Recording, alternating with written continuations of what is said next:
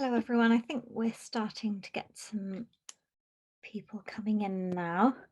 So I'm just going to share my screen.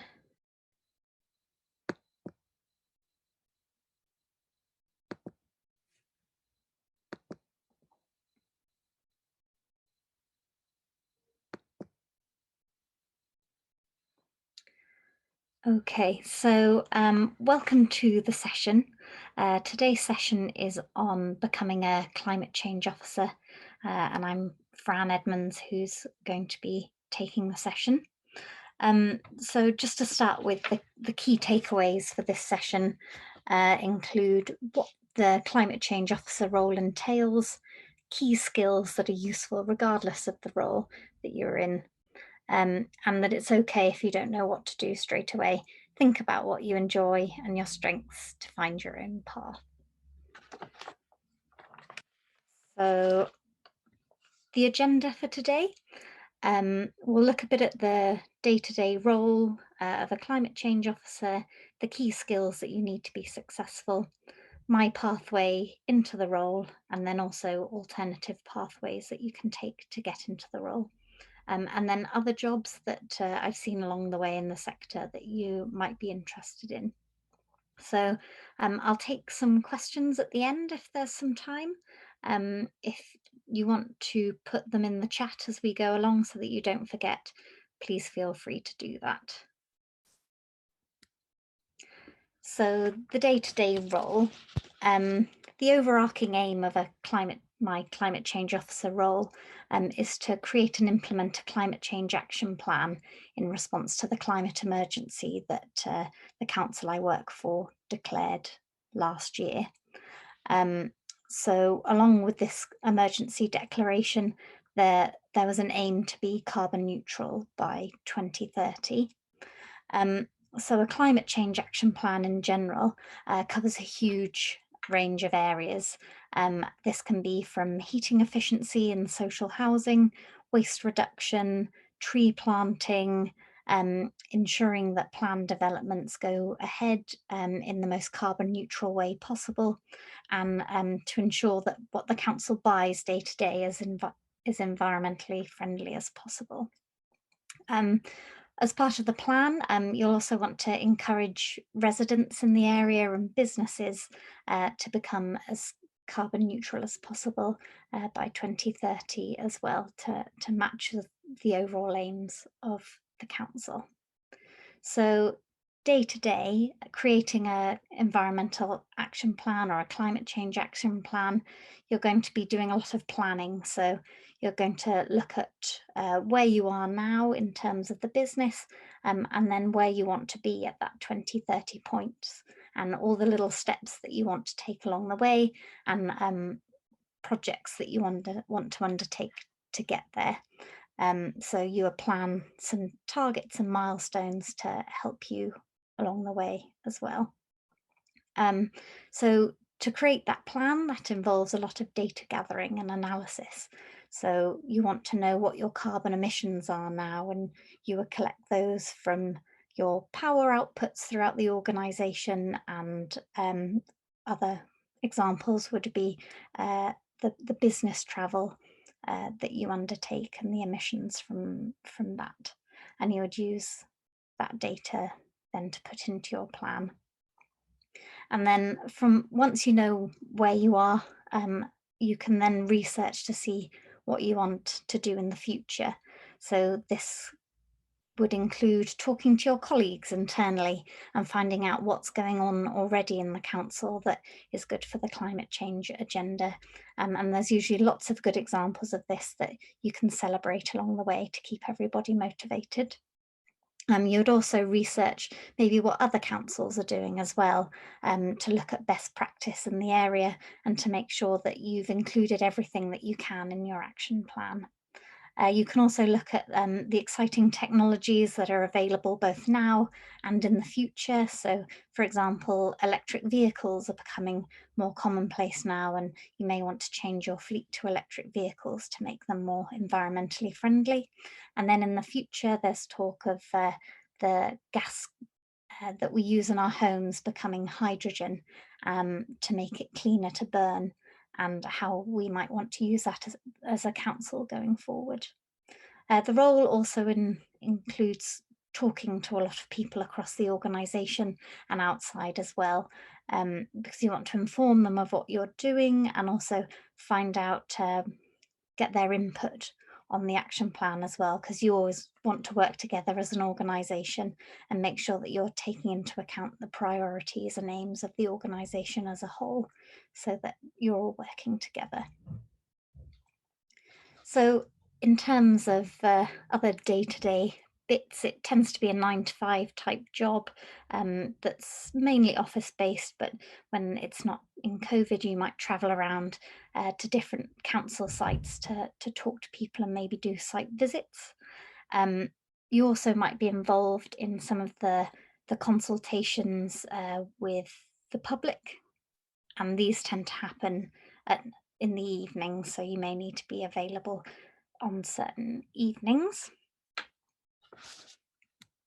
So the key skills that are needed for the job, obviously you want to be passionate about sustainability, as this will really help in your day to day if you're really enjoying what you're doing. And you also want that sustainability and climate change knowledge, because you'll be seen as an expert by your colleagues and you'll want to advise them, and also encourage them to be more environmentally friendly. This is also the case when you're talking to people outside of the organisation and looking to persuade them to lower their carbon footprints as well. You also will be communicating with a wide variety of people, often presenting, so you want to be confident in your communication. There's also relationship building and collaboration, um, and analytical skills. So you don't necessarily need to be a maths genius, but it will really help if you can look at data sets and be able to analyze trends in the data, and be able to pinpoint key areas in the organization and the wider area that you may want to focus on, depending on what the data says. There'll also be some project management involved, so looking at the timescales of your action plan, looking at individual projects, and making sure that they go towards the timescales that you need them to, that you have the people available to carry out these projects, and that you can get the funding or the budget to be able to implement them. So all of these skills are useful to be a climate change officer, but they're also skills that can be very useful in other roles as well. So if you are coming from a different career or you're just starting out, these are skills that you can start to build at school, with group projects and your coursework, just to really show those skills. So my pathway started with a degree in chemistry, and I chose this degree because I enjoyed chemistry at school and I didn't really know what else to do. This degree also included a year in industry, which I thought would be useful for job prospects. Luckily, that turned out to be right, because the company that I had my year in industry with, was an oil company, um, doing engine oil additives, and they offered me a job when I graduated.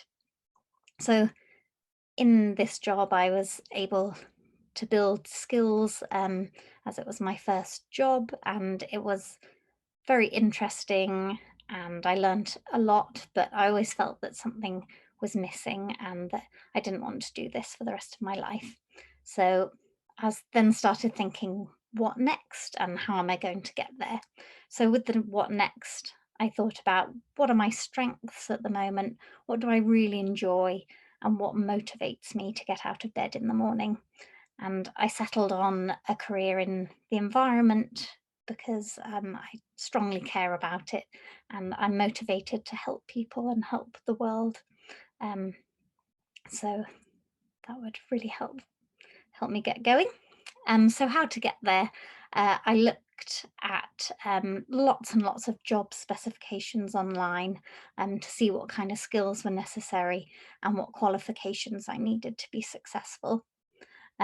and I found that a lot of the skills from my role were transferable, which was great. But I just needed that formal environmental education to prove I had the knowledge. Um, so I didn't want to go back to university full time, um, because I needed to keep working to pay the rent. So I found an online course which can be really useful if you want to continue working while gaining a qualification. So that was part time over 2 years. And then once I got this environmental diploma, I was then able to get an industry relevant role, and this was working for a company that provided um, finance to the public sector to fund decarbonisation projects. So I learned lots of new things in that role, specifically um, about the environment and also how local authorities can help in this area. And I was also able to develop my skills further that I'd learnt in my previous role, and I was successful in becoming a climate change officer earlier this year.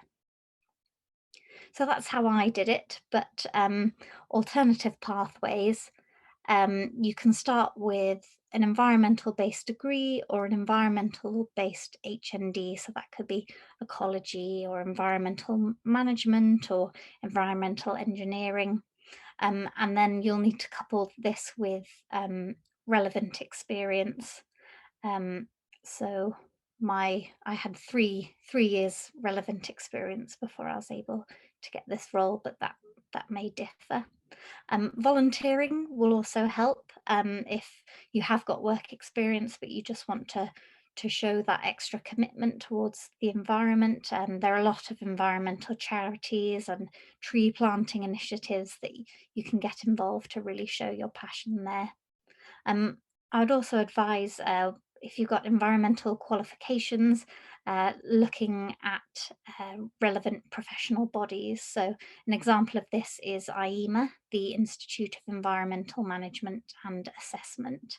And this shows that you have that professional capacity, and they also have some really useful resources to continue your learning, and they also have a jobs website as well. So other areas that you can consider, um, obviously a climate change officer isn't the only role in the sector. There are thousands and thousands of roles. Um, so areas that you can get into include waste management, air quality, and ecology, which is the more of the kind of green trees and animals side of things. Um, but there are several different types of role as well. So you've got environmental consulting, which is more about giving advice.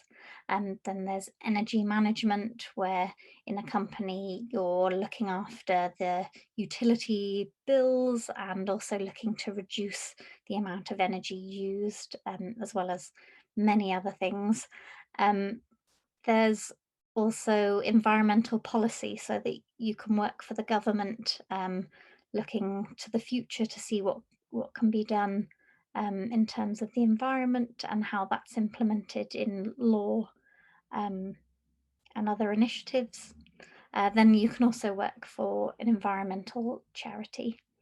Um, all of these areas, especially in environmental charities, you could have any job within an environmental charity, um, but it would still be working towards that environmental goal. So that can be a quite nice way to kind of segue into the industry, say working in an admin type role where you can really gain that knowledge of the environment. So that's an overview for today. So if anyone has any questions, feel free to ask now.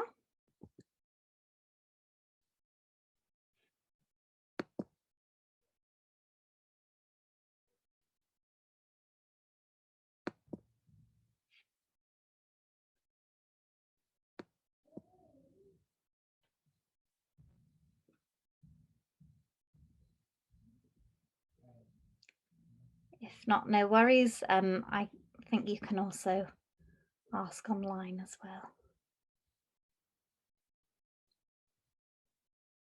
Well, thank you very much for joining the session, and I hope this inspires you to get into a career in climate change because it is very rewarding and I would highly recommend it.